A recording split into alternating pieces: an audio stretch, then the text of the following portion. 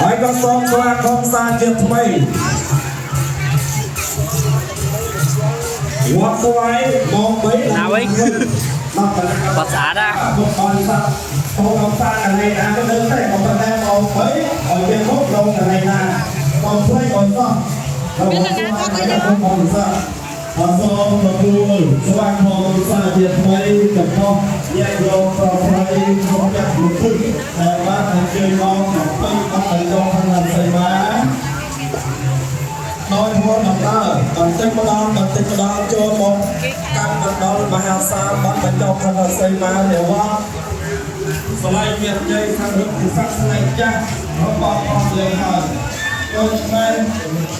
Mì Gõ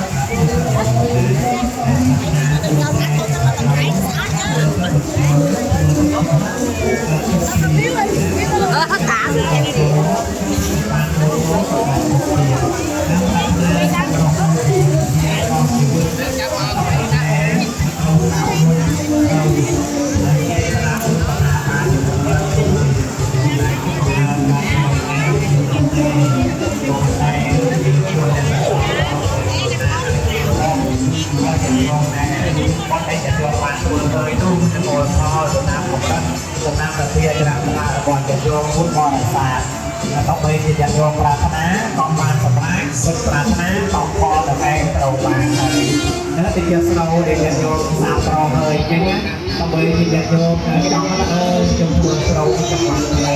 không bỏ lỡ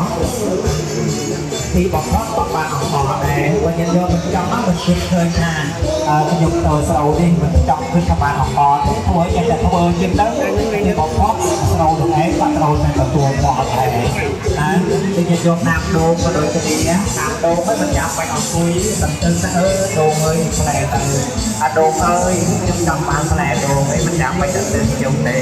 ថ្ងៃណាមួយកុំថែដូងនោះឲ្យតែបានល្អទៅកុំដាក់ជីកុំចាក់ទឹកឲ្យបានល្អទៅកុំដកស្មៅឲ្យបានល្អទៅថ្ងៃណាមួយដូងផ្លែឲ្យយើងទៅហើយ